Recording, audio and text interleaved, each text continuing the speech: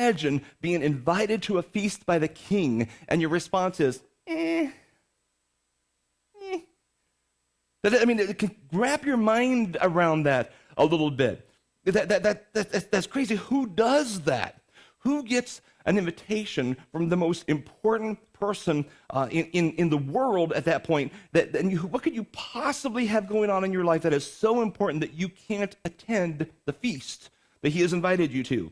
I mean, he has personally invited you, and you're like, yeah, I don't know, and you don't show up. We were invited to a fundraiser last night for our daughter Shanna. She's going to Taiwan on a mission trip here in May, I think it is, and with the Iowa State University's campus fellowship. Did I say that out loud? Anyways, cool opportunity to serve some people in an orphanage in Taiwan, and it's a yearly fundraiser thing that they do. And so we were invited to go to that. Now, I've literally spent the whole week in bed. I've just been sick this week. I went to bed like Monday night and woke up Saturday. And then I'm like, oh, boy, I got a whole week's of work to do today. The only thing I didn't want to do was go to a banquet last night, where they wanted money out of me, right? I mean, it wasn't that bad, but you know what? I went. Why? Because my daughter invited me. And my daughter, she's important to me. Or what she's doing is very, very important to me. That relationship says, yes, of course I'm going to come to your banquet. I can't help but come. See, if the king, however, go up a step, right? If the king invites you to the banquet, you know what? You just go. You figure it out. You schedule, you do something. You figure out a way to go because the king's an important person in your life. You might not have a personal relationship with the king, but they're protecting you. There's all the things involved. You need the king. The king is important. Of course, you go. Period. You just do it. But the people in this parable, they get an invitation, personal invitation, and they decide not to go. So verse 4 says, again, he sent other servants, saying, well, tell those who are invited, see, I've prepared my dinner. It's ready. It's on the table, right? My oxen, my fat calves have been slaughtered. Everything's ready. Come to the wedding feast. So it's a second invitation, a second reminder. Come on. It's like don't delay. It's here. It's on the table. Come. Verse 5, they paid no attention and went off, one to his farm, another was to his business. And while the rest seized his servants, treated them shamefully, and killed them. This doesn't even make sense. The king has everything ready to go. This incredible spread of food, this wedding feast is ready to go. They don't even have to wait. Come on in and have a seat. All right? Just come in and eat and celebrate with me. He wants you to come with him. He sent you a personal invitation to come to his home, and you respond by saying, yeah, I'm kind of busy. I got some chores to do at the farm. I got some stuff to do at the office. I probably ought to do that instead. I need to put in a few extra hours at work this week. And you don't go. It doesn't even make sense. Not only do people not want to go to the king's feast, but they're so sick and tired of hearing about this feast, they beat up the messengers and they kill them. Okay? Nothing makes sense about this parable. Nothing makes sense about the story. Who does this? The only thing that makes sense in this parable is the king's response, which is in verse 7. The king was angry. Yes, he was. And he sent his troops and destroyed those murderers and burned their city. Of course they did. What else do you do when you're the king and your people are publicly disrespecting you? At some point you say, all right, I tried. I invited you. I told you it was ready. I told you it was really ready. You killed the messengers. I'm done. So he kills them. He burns the city. I learned something on a practical side pretty early in marriage as a young man, that when your wife puts a lot of effort into cooking a meal and there's got this 5 course meal, and she's put a lot of effort into it. When she says it's ready, guys, when she says it's ready, what are you supposed to do? All the wives are going, listen, right? Here's what you do. You put the paper. Did people buy papers anymore? Yeah, you turn off the TV, put down your cell phone, turn off the saw, whatever it is you're doing. Put down the rag, you're washing the car, mowing the... You stop what you're doing and you go, right? How many times does the wife have to tell you it's ready before she really gets mad? Twice? Because everybody's going to have a different answer here, okay? I learned pretty quick, the sooner I actually pretend like I didn't hear, but then actually stop what I'm doing and going in there, the better it is for everybody. I mean, that's just kind of how it works, right? Imagine being the king. The food is on the table. You keep reminding people, you keep inviting them, you keep inviting them, you keep inviting them, and nobody seems to care. At some point, you just say, all right, whatever. Make your own stupid food. Have leftovers, whatever. You're not coming to the feast. I'm done. So verse 8, this is what he does. Then he said to his servants, this is after he killed the murderers and burned their city. Then he said to his servants, the wedding feast is ready. All right, we got all this food. What are we going to do with it, right? Those who invited, they're not worthy. Okay, they're out now. Go to the main roads and invite to the wedding feast as many as you find.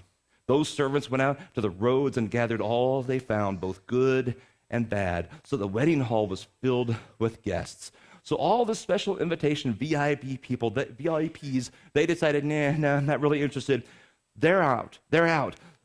Instead, the servants go out and they grabbed everybody and anybody they could find off the streets. It didn't matter how much money they made. It doesn't matter if they were good or if they were bad. It doesn't matter what they looked like, what they smelled like, who they were hanging out with. They just filled the hall with bodies because the food was ready. And they said, let's have a party. Verse 11, when the king came in to look at the garments, he saw there was a man who had no wedding garment. It was customary for them to give out garments to people like, hey, if we're all going to be at this hooty-tooty thing, you're all going to look hooty-tooty, right? So he would often give garments to people if they didn't have them, especially. When he said to him, they find a dude who doesn't have one. When he said to him, verse 12, friend, how did you get in here without a wedding garment? He was speechless. And the king said to the attendants, bind him hand and foot, cast him into the outer darkness, so the place where there will be weeping and gnashing of teeth. For many are called, few are chosen. No posers. Either you're in or out. You're in this all the way or you're not. Okay, yeah, that's what's going on here. What Jesus is doing is sending this one more big major left hook to the religious elite here. He says, you've been invited to the kingdom over and over and over through the centuries. I've invited your people. I've invited your people. I've invited your people. You've ignored the invitation over and over. You've killed the ones inviting you. I've come as the son. You have ignored me. You have rejected me. You're about to kill me. Right? I know what's going on here. Get ready to face judgment. Get ready to be replaced. That's what he's saying to the Pharisees. And then what's going to happen, we'll talk about this next week, he will give 7 woes to the Pharisees.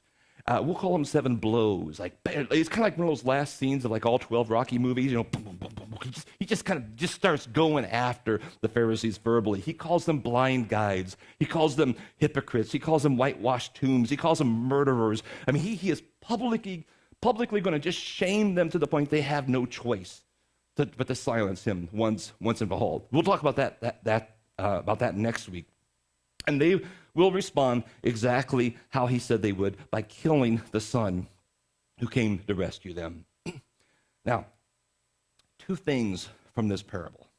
The first one's obvious. It's us being personally invited. Every one of us have received this personal invitation with our name on it. He wants you in his kingdom. He wants you to go to heaven. It's just that simple. He begs you. He pleads you. He gives you opportunity after opportunity after opportunity. Come to my kingdom. Come to my banquet. Come and be a part of this. I want you to be a part of this.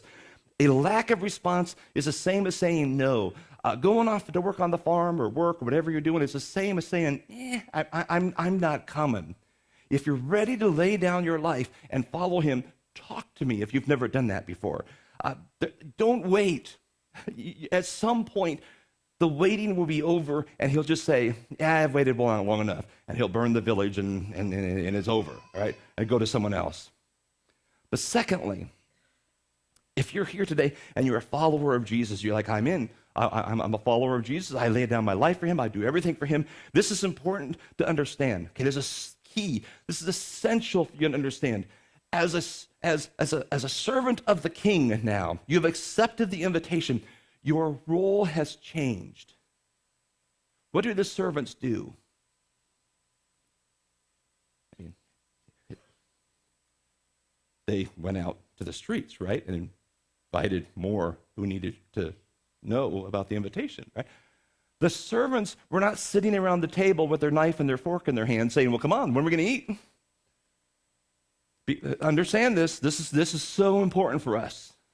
If you are a follower of Jesus Christ, it's time to put down your fork and your knife and take the napkin off your lap. It's not time to eat yet. That time will come. You'll have eternity to eat, okay? You'll have eternity to celebrate. You have eternity to have the party. It's time to put down your knife and your fork. And as a servant of the king, your job is to go out into the streets and invite anybody who will listen, and even those who won't, and invite them to the feast. You see, a prostitute, you don't just say, yeah, I can't talk to them. No, you're to invite them to the kingdom, to the feast. You know someone who's sitting in a prison cell. Your job is not to stay away from them or the fear of them. You invite them. You know a drug addict, someone who's just messed up. You don't run from them. You don't just judge them as inadequate. You say, hey, you need to come to the feast. Let's get off that stuff. The king is calling. You know a banker, a lawyer, a doctor. You invite them. It doesn't matter who they are. It doesn't matter what they make, what they do for a living. You invite them to the feast. You have a favorite server at a restaurant.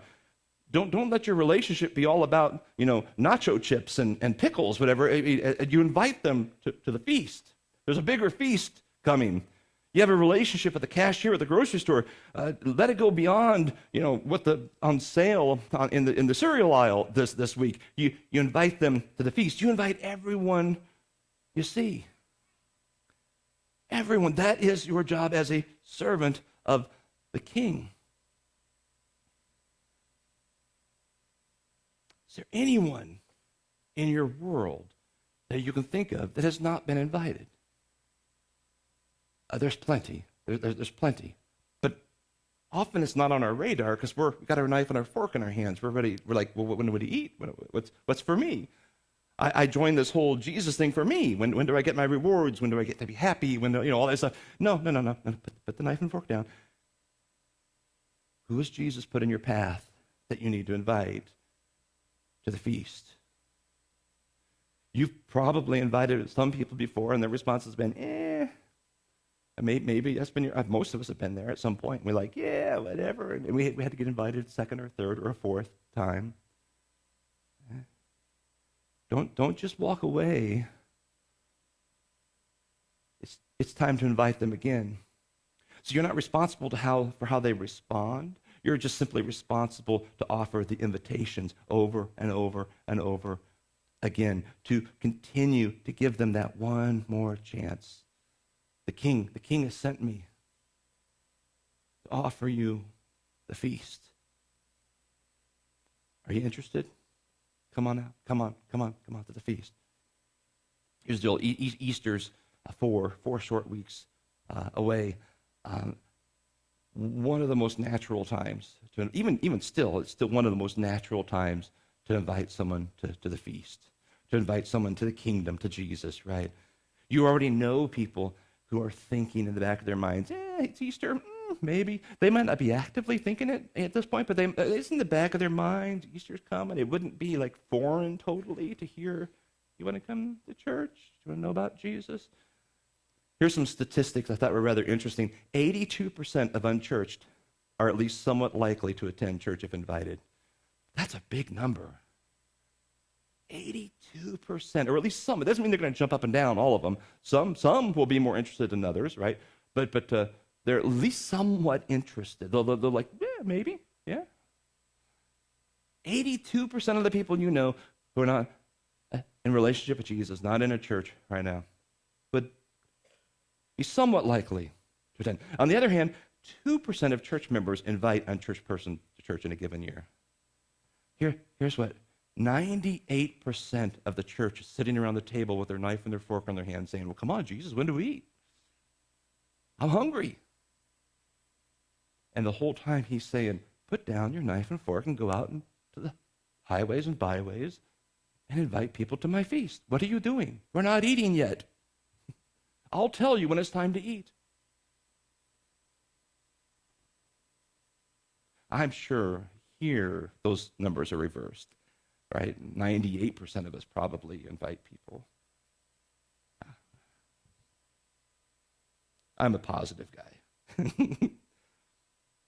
Here's just some interesting stats for whatever they're worth.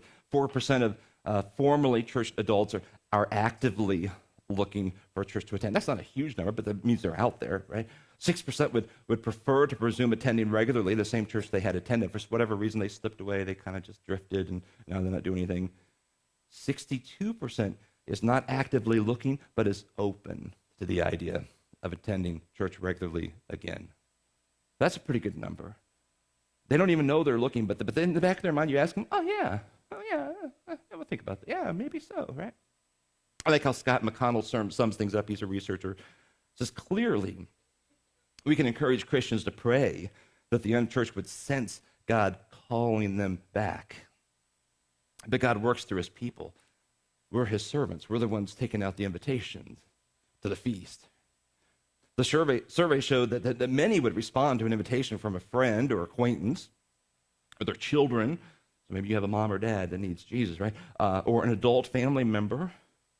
You have a grandchild, a nephew, whatever. People would have a pretty good chance of responding. Here's what I want to ask you to do in response to this parable, right? Here's my request for you. I want you to think of 10 people you know who are not actively involved with church. Now your first thought is, oh, I don't know 10 people. Everybody I know loves Jesus and we worship all day long, right? You know 10 people.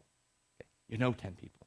I'll bet within a couple, 3 blocks of your house are 10 people who aren't involved in Jesus. Pick out a couple of them and write it down. Well, this is stuff for you to write down, right? Write this on their bulletin, write it on a piece of paper, somewhere where you can keep handy, okay? You're not going to do anything. This is just you and God. Think of some people who live close to you that are not involved with church and could use Jesus, the invitation.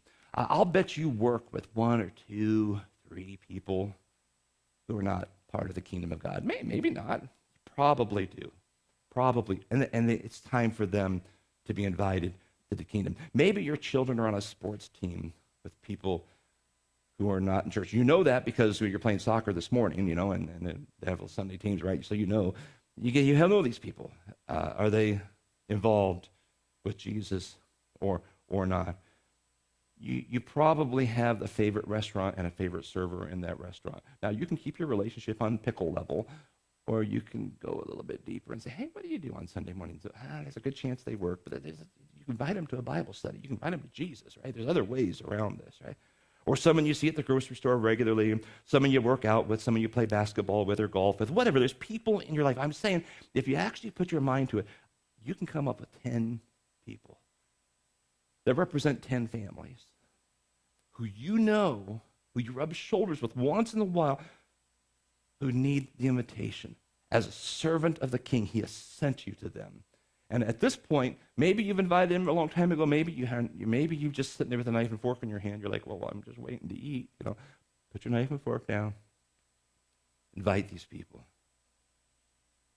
Here's what I want you to do. You make that list. Make that list of 10. Start praying over that 10. You're just praying that they would feel God's call in their life. He's calling them. Okay, whether you know it or not, or they know it or not, he's calling them, right? Just start praying that they would sense that. That's a lot of people you're praying for right there. Every day for the next couple, 3 weeks, up through Easter, right? And over these next few days, as you're praying, just see which names float to the top. That God says, them. Invite them. You've been praying for them. God's softening some spiritual ground. And invite them. That's what we're asking. So please do this. It's going to be easy to walk out of here and not do this. Please do this. Write it somewhere. I don't care where you write it. Your personal thing. Secondly, got a table with a bunch of sticky note thingies, what are those called? Sticky notes over here. Um, if you would write the name of each person, like put one on each sticky note. And I know that, like, I'm throwing this at you right away, so you might not have them all today, but you have 2 or 3 today. Whatever you have today, I want you to stick it, write it down, and then there's pens over there too, and just stick it on the wall. And what we're going to do every day between now and Easter, I'm going to be praying over those names. You can just put the first name. You don't have to like embarrass anybody. Hey, pray for Ben, whatever. It's okay, right? You know who they are. God knows who they are. But write their name down. And what will this will be, I will pray daily about it. I encourage anyone and every one of you to come in and pray daily. So you're praying for your 10. Other people are going to be praying for the group. And every Sunday morning for the next couple, 3 weeks, we'll have that reminder of, oh, yeah. We're out doing kingdom work, right? And while you're worshiping and you look over there, pause and pray. Pause and pray. Right? There's nothing more powerful that you can do than that. That's what I'm asking you to do. Spend a little time today. Run over there, you can take a thing back with you. I don't care, you don't have to stand by the table and do it, but just write a few names down. You might need to come back next week and put the rest up. That's okay too. But figure out a group of 10 that you can pray for and see who floats to the top that God has called you to call to the feast. That's our job. That's our job. Let's fill that wall with people. More importantly, let's fill God's kingdom with people. We're his servants. Let's invite them. Would you stand with me? We're going to pray.